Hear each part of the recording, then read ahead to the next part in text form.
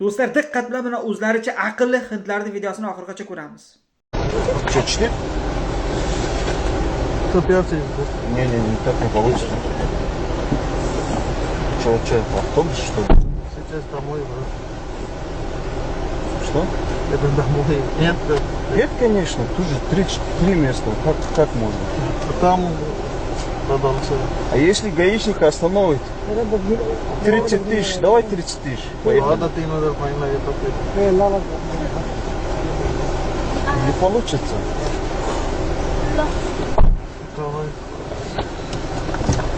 Do'stlar, videoni ko'rdilaringiz. O'zicha qirg'iz birodarimizni lo'q qilmoqchi bo'ldi, lekin birodarimiz ham bori eski bo'rilardan-da, starый volk. Undagilarga ko'nib qo'ymaydi.